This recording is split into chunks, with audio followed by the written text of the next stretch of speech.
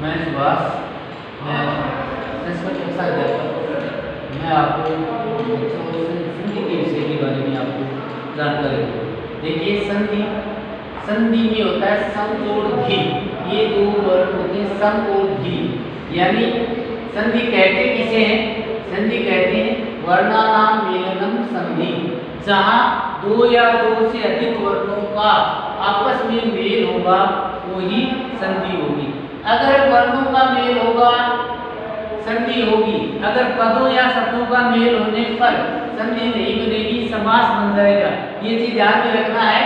और जहाँ वर्णों का मेल होगा वहाँ संधि होगी, जहाँ पदों का मेल होगा वहाँ समास होगा। ये दोनों चीजें इसमें अंतर है। अब देखिए, संधि दो या दो से अधिक वर्णों का आपस में मेल होना ही संधि कहलाता है।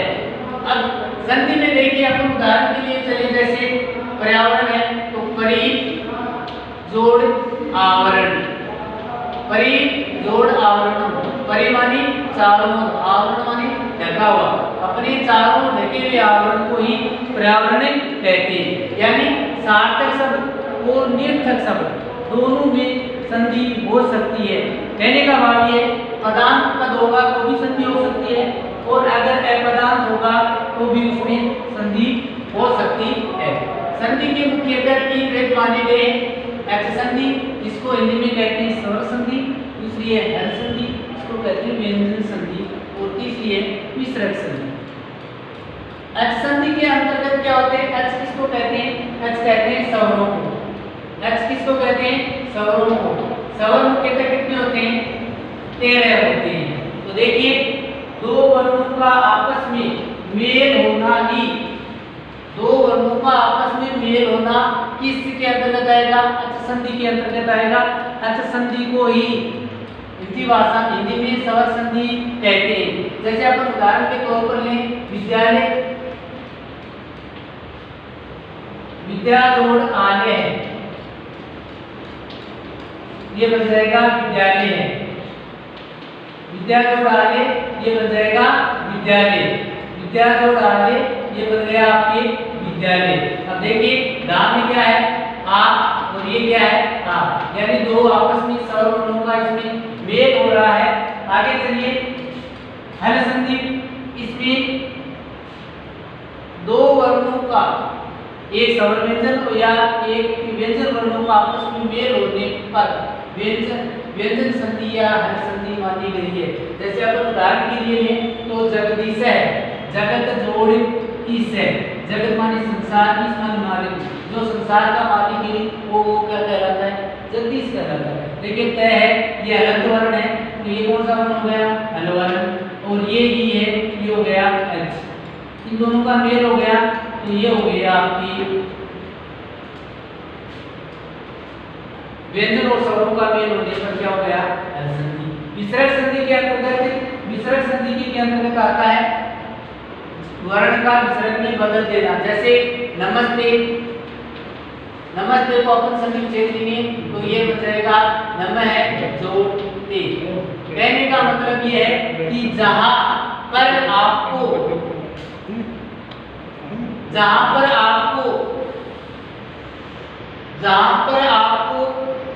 तीनों से और रे आगे दिखाई दे, आधे वर्ण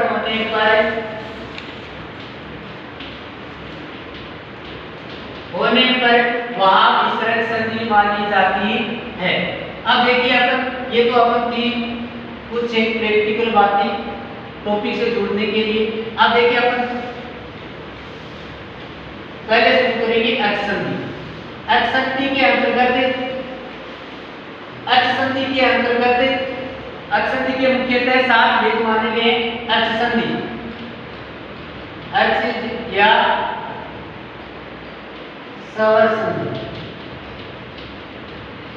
स्वर संधि। इसके अंतर्गत देखिए, जहां पर दो या दो से अधिक स्वर वर्णों का आपस में जहां पर मेल होगा वहां स्वर संधि मानी गई है। जैसे अपन उदाहरण के लिए अपन ले, जैसे विद्यार्थी, तो इसका बन जाएगा विद्या जोड़ अर्थी, विद्या जोड़ अर्थी। अब देखिए धाम में क्या है आ, आगे क्या है ये दोनों क्या है सवर वर्ण है, तो ये कौन से अंतर्गत आ जाएगी, सवर संधि के अंतर्गत आ जाएगी। विद्या में से होता है ज्ञान और अर्थी माने होता है ग्रहण करना। जो ज्ञान को ग्रहण करता है वही विद्यार्थी होता है। जैसे विद्यालय का आपको दिया था विद्या जोड़ आर्य, विद्या माने ज्ञान, आर्य माने घर, जहाँ ज्ञान को ग्रहण किया जाता है वो होता है विद्यालय। अब देखिए अच संधि के अंतर्गत अच संधि के मुख्यतः 7 भेद माने गए हैं। अच संधि के 7 भेद माने गए हैं। भेद कितने होते हैं, 7 भेद होते हैं। पहला है यण संधि, दूसरी है गुण संधि, गुण संधि, तीसरी है वृद्धि संधि, 4 नंबर पर आ जाएगी आपके दीर्घ संधि, 5 नंबर पर अयाधी संधि,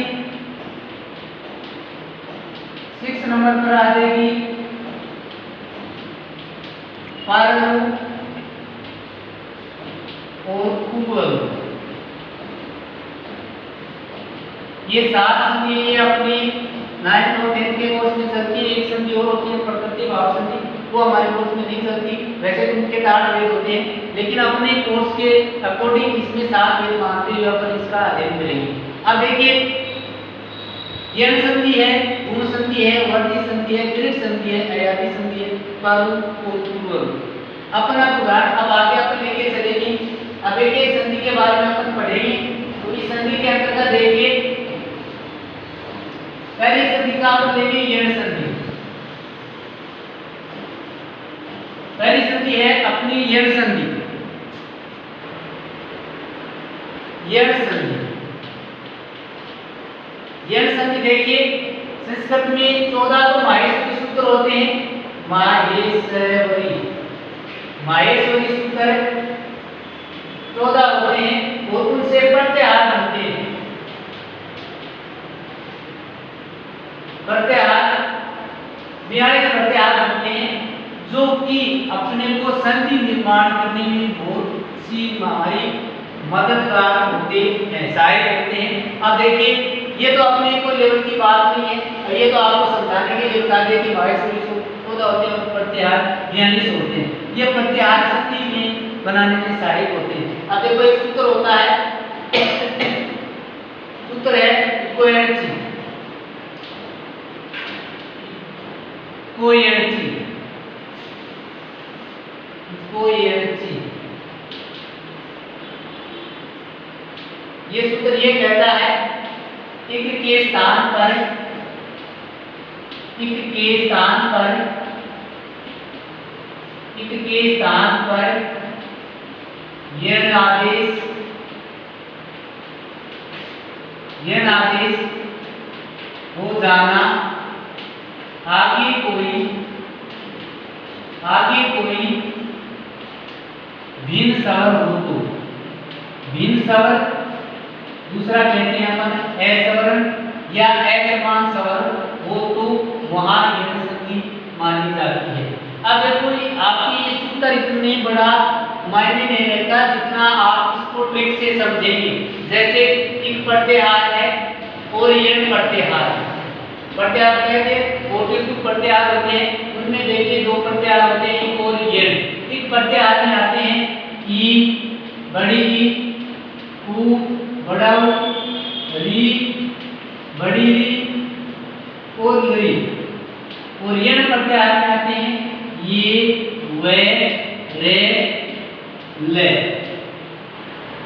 ये वे रे ले। अब देखिए अपन ये रे ले वे को उठा के इधर ले आए तो अपन हमारी यण संधि नहीं बन पाएगी, ये गलत ऐसे हो जाएगा। अब देखिए ई छोटी हो या बड़ी इसको बदलना है, ये में बदलना है। ऊ हो छोटा या बड़ा वह में बदलना है। ऊ री हो उसको रे में बदलना है। री और लय में बदलना है। अब देखिए आगे असमान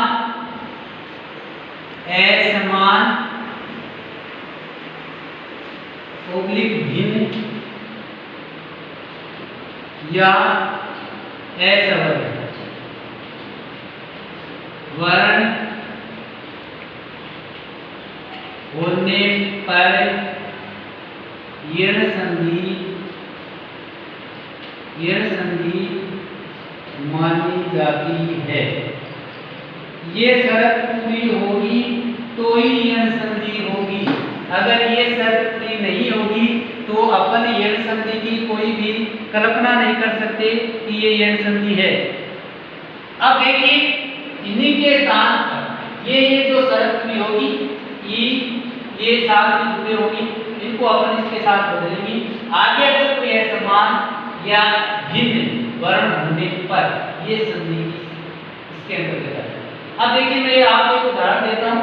अपन अब एकदम से नीचे इजी सवाल पर चलेंगे, एकदम से इजी वे पर चलेंगे। जैसे अपन उदाहरण लिया पर्यावरण। इससे पहले थोड़ी सी और बता देता हूं इसकी और शॉर्ट में। देखिए जहां पर ये व रे ले से पहले कोई आधा वर्ण मिल जाए तो वो यण संधि के अंतर्गत आता है। ये व रे ले से पहले कोई आधा वर्ण आपको मिल जाए, पदांत में आधा वर्ण तो मिल जाए तो यण संधि के अंतर्गत ये आएगा। जैसे आप उदाहरण ले पर्यावरण, तो देखिए रे है वो आधा है, ये से पहले तो ये बन जाएगा। यण संधि की शर्त पूरी कर रहा है तो अपन देखिए इसको बनाएंगे वे रे या वे रे णे में।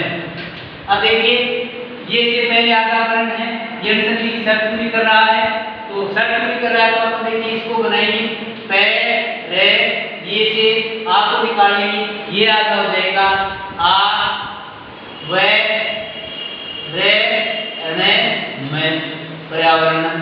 तो देखिए ये को किस में बदलना है, ये को बदलना है ई में, ये को किस में बदलना है ई को। तो ये की जगह रख दो आप ये ई रख दी वे आ वे रे णे में। अब देखिए ये आ गई, इधर इसके आगे वे है, ये व्यंजन वर्ण है, ये आगे वाला ये स्वर है। स्वर और व्यंजन आपस में मिल सकते हैं तो इसकी मात्रा जुड़ेगी तो ये बन जाएगा परि और आवरण। देखिए परि आवरण, परिधर आवरण, परि माने चारों, आवरण माने ढका हुआ। हमारे जो चारों ढका हुआ आवरण ही पर्यावरण कहलाता है।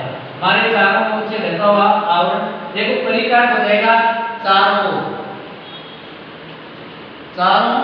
ओर, और आवरण माने ढका हुआ। हमारे चारों ओर ढका हुआ आवरण ही पर्यावरण कहलाता है। अब देखिए आपने इसको बनाया परिजोड़ आवरण। अब आगे आपकी की परिजोड़ आवरण वो पर्यावरण कैसे बनेगा, तो अपन देखिए वापस इसको वैसी स्थिति में परिजोड़ आवरण को पर्यावरण कैसे बना पे रे ई आ वे रे णे में पर्यावरण। अब देखिए पे रे ई किसके स्थान पर आया था, ई किसके स्थान पर आया था, ये के स्थान पर है तो ये हट जाएगी और यहाँ ये आ जाएगा, ये आ वे रे णे में। ये स्थिति आ गई, ये आपने थोड़ा यहाँ चले थे, अब यही से उनको आप स्थिति में आ जाएगी। अब देखिए ये आ गया तो देखिए पे रे ये आज में जुड़ जाएगा, ये हो जाएगा आ वे रे णे में। अब ये आधा है तो चला जाएगा, ये बन जाएगा पर्यावरण। अपन संधि को विच्छेद भी कर सकते हैं और विच्छेद से वापिस से अपन इसको जोड़ भी सकते हैं। देखिए यण संधि अपन ये एक उदाहरण लेके चले नहीं पहले, फिर वह का, फिर रह का, फिर रे का, इस तरह से अपन लेके चलते चले तो अपनी यण संधि है वो अपनी कंप्लीट होती चली जाएगी। आगे देखिए इसके उदाहरण पर्यावरण शब्द में आ गया। दूसरा उदाहरण बोल लेते हैं। दूसरा उदाहरण अपना है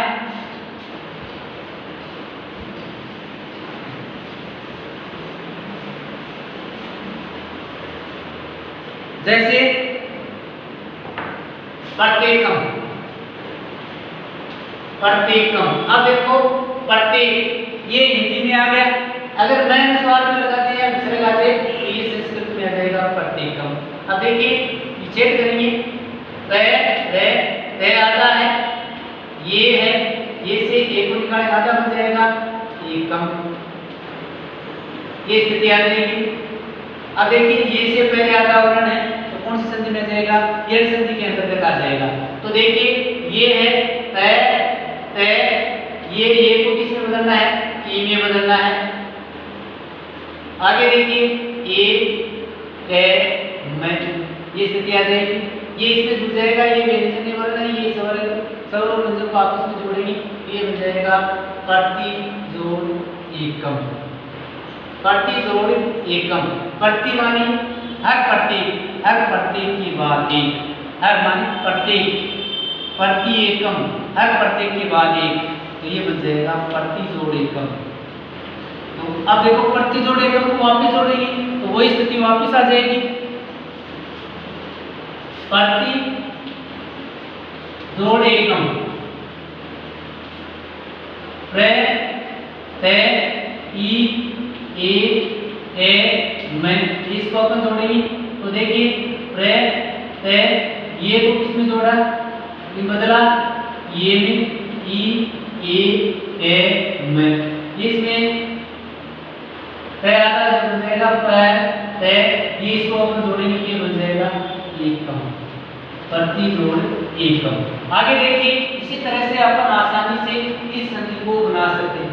शर्त ये है कि इसका कारण ध्यान में रखना है, ये व ल न कि ये अपन ऐसे कर दिया ये रे ले व, अगर ऐसे कर दिया तो अपनी यण संधि वो नहीं बनेगी, वो गलत हो जाएगी। तो देखिए इनका क्रम व्याकरण की दृष्टि से शुद्ध क्रम यही होता है, ये व ले, ये व ले, और इसी के अकॉर्डिंग इसको अपन बदलते चले जाएंगे, अपनी संधि है वो आसानी से एकदम से सही हो जाएगी। अब देखिए कुछ उदाहरण हैं, जैसे 2-3 उदाहरण देते हैं आपको, उन उदाहरणों को आपको बनाने का बार-बार अभ्यास करेंगे तो आपको आसानी से ये समझ में आ जाएगी। दूसरा अगर एक उदाहरण देखो पर्याय, दूसरा सुधि उपास्य, सुधि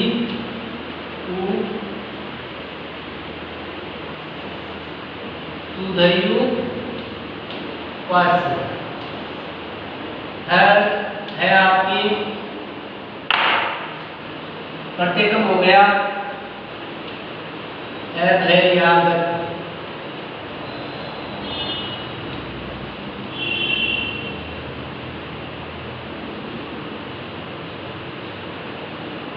नदी उद्गम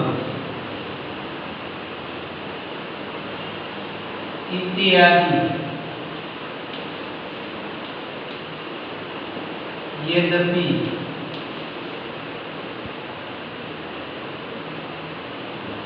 इतयु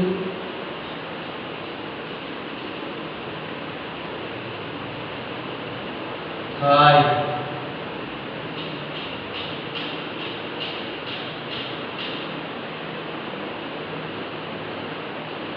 ये कुछ आपके उदाहरण हैं, इन आपको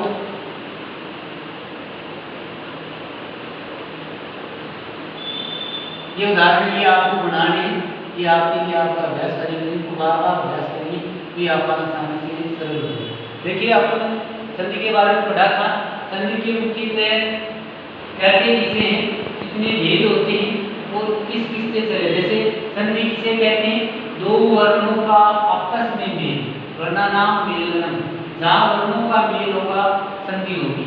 जहाँ पदों या शब्दों का मेल हो जाएगा वहाँ समास बनेगा, संधि नहीं बनेगी। तो जहाँ वर्णों का मेल होगा वो संधि के अंतर्गत आएगा। संधि के 3 भेद होते हैं, स्वर संधि, व्यंजन संधि, विसर्ग संधि। स्वर संधि संस्कृत में कहते हैं अच, जिसे आपके व्यंजन को कहते हैं हल संधि और विसर्ग को विसर्ग कहते हैं। अब देखिए अच संधि के अंतर्गत स्वर संधि, स्वर संधि में दो वर्णों, दो स्वर वर्णों को आपस में मेल होना स्वर संधि आती है। व्यंजन में एक व्यंजन वर्ण और एक स्वर वर्णों का आपस में मेल होना व्यंजन संधि के। और विसर्ग संधि के अंतर्गत आपको जहां पर ये व आधे वर्ण मिले, आपको जहां पर तीनों से और रे आधा मिले वो विसर्ग संधि के अंतर्गत आता है। जैसे अपन उदाहरण दिया था नमस्ते, से आधा है तो नम जो। अब अपन सीधे आगे थे अच संधि। स्वर संधि के मुख्यतः 4 भेद माने गए हैं आपकी यण संधि, गुण संधि, वर्ती संधि, दीर्घ संधि, अयादी संधि, स्वरूप और पूर्व रूप। अब अपन आगे आगे चलते बढ़ते यण संधि पर आ गए। यण संधि का सूत्र था इको यण इक के स्थान पर यण आदेश हो जाना, आगे कोई असमान भिन्न स्वर हो तो। ई को ई उ री री री, ई को बदलेंगे ये में, उ को बदलेंगे वे में, री को रे में, री को ले में। आगे भिन्न असमान, एक समान वर्ण नहीं होना चाहिए। जैसे ए के आगे ई होगा तो ये क्या हो जाएगा, असमान भिन्न स्वर हो जाएगा। अगर ए आ रहा है तो समान होने पर यण संधि आपके नहीं होगी। अपन उदाहरण लेंगे पर्यावरण का परिजोड़ आवरण, प्रत्येकम का प्रतिजोड़ एकम कैसे बनती है। ऐसे आप वर्णों को चलिए अपने स्थान पर जिसको क्या रखना है आप आसानी से इसको बना सकते हैं। एक दो बार अभ्यास करेंगे आसानी से संधि अपने को भी पता है कि प्रतिजोड़ एकम ये संधि होती है, लेकिन ये बना कैसे, ये मेन चीज ये है, ये बनी कैसे, तो अपन आसानी से इसको बना सकते हैं। ये आपको मैंने उदाहरण दिए हैं। इन उदाहरणों के अंतर्गत आपके पर्याय, शुद्धि उपास्य, व्यागत है, नदी उद्गम है, इत्यादि है, ये भी इत्युत्थान, ये आपको बना लेने जो नहीं आए समझ में वो दोबारा रिपीट करें तो यही स्थिति होगी। मुख्य चीजें आपको ये सूत्र कोई बड़ी मायने नहीं रखता, लेकिन आपको ये चीज याद रख लेनी है कि ई आए तो किसमें बदलना है, उ आए तो किसमें बदलना है, व में बदलना है, री को किसमें बदलना है, री को किसमें बदलना है। तो बच्चों आपको ये याद रखने की संधि के अंतर्गत ये संधि है वो कंप्लीट होती है। और भी ज्यादा से ज्यादा उदाहरण कर देंगे आपको, आगे दूसरी संधि को रिपीट करेंगे। ये आपकी बेसिक चीजें